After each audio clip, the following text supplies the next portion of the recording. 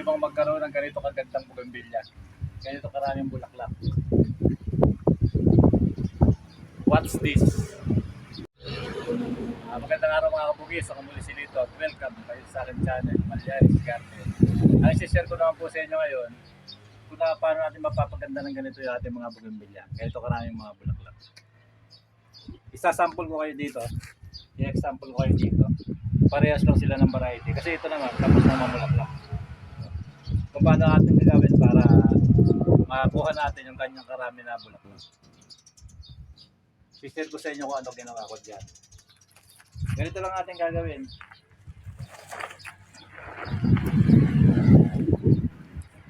Ito yung dati napakita ko na rin sa inyo, napakaraming bulaklak.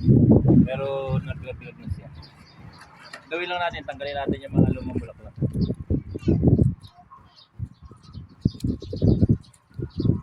Ayan. So, konti na rin lang ang luma. Ngayon, lilinisan natin yung sa puno. Kagaya doon, nakita nyo? Sobrang linis ang puno niya. Ganda. Alam nyo yan, yung ladybird na variety. Kaya lang yung sinasabi ko nga, meron naman siyang humalo na kuleret. Pero hindi crop yan, hindi crafted. May humalo lang siya na ganyan. Number 1 ang gagawin natin. Kasi marami na yung alam niyo yung mga sanga na luma dito sa ilalim niya. Umaagaw na lang ng sustansya to. Hindi na rin siya magbibigay ng magandang bulaklak. Iba yung malinis yung puno. Kaya tatanggalin na natin yung mga ibang sanga dito, na mga lumang sanga dito sa may ilalim niya.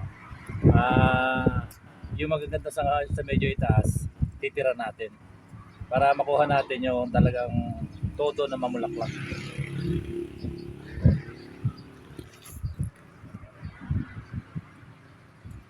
Tanggalin natin yung mga sanga dito sa puno.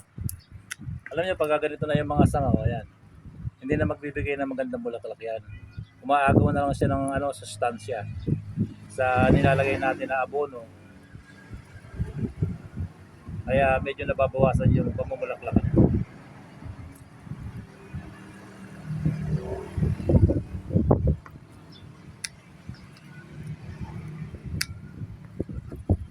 Kaya tatanggalin na natin.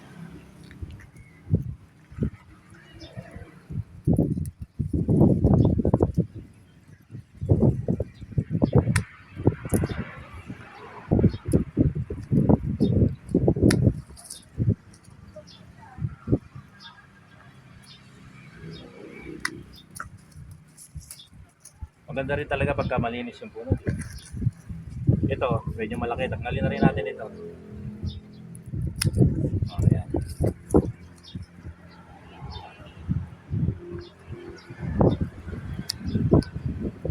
Nakikita nyo to.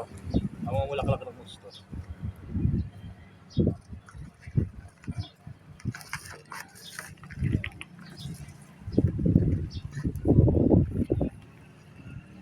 Ang dami niya sanga pero hindi naman siya namumulaklak ng marami. Ito tapos na mamulaklak ito.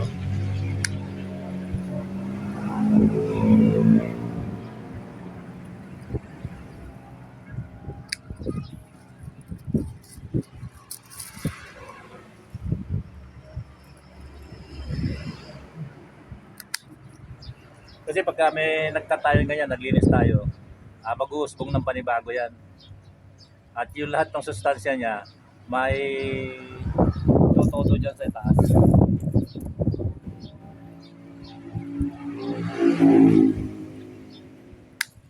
Babawasan lang natin ang sanga.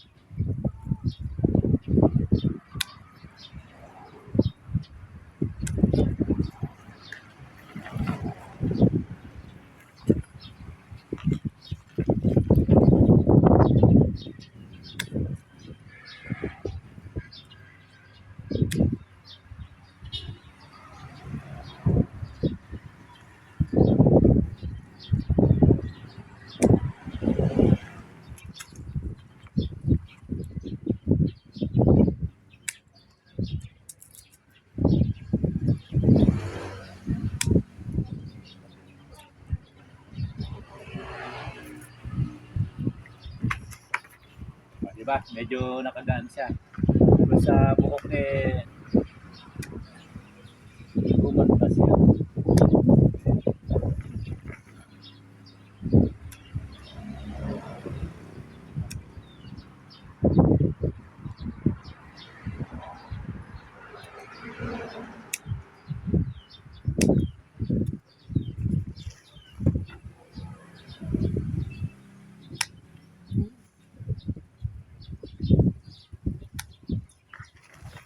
Ayan na.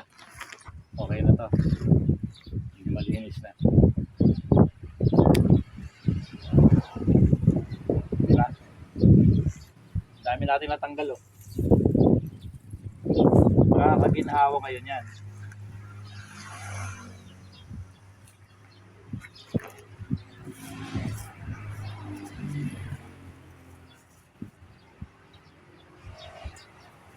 Tapos natin na malinisan na ganyan.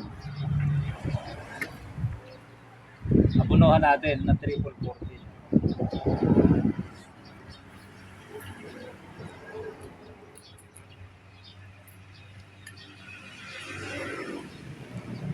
Ayun hindi naman karamihan ng sanga yun, di ba? Napansin nyo?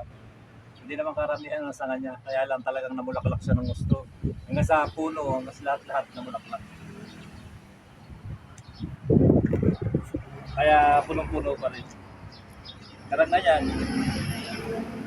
Kasi itong triple 14, talaga ito complete fertilizer. Talaga ito, nakapagpaparami ng bulaklak, na pagpapatingkad ng kulay, at talaga na magtatagal yung bulaklak niya kasi matibay.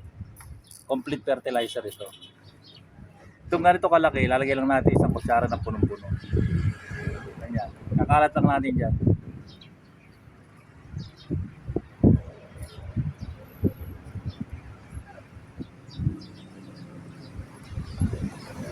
Kakalat lang natin na ganyan. Isang kutsara lang. Ngayon, didiligan natin kung wala ako ng tubig.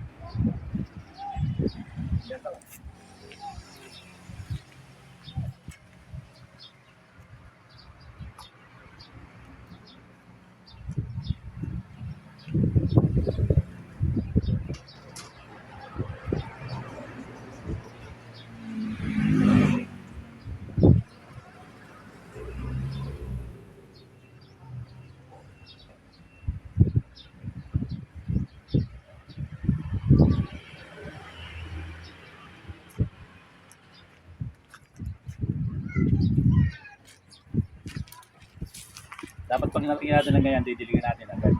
Para makumpisa na siyang tumalab.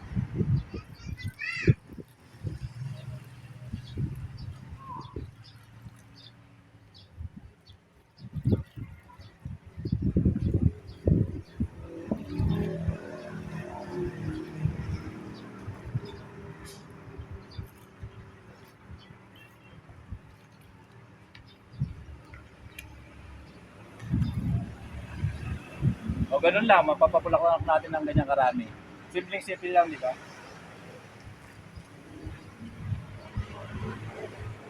Pakita ko sa inyo ito ng gusto. Napakaraming bulaklak ko.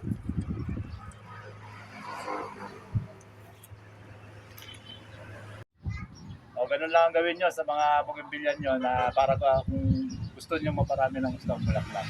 Bawasan nyo yung mga sangan luma sa ilalim.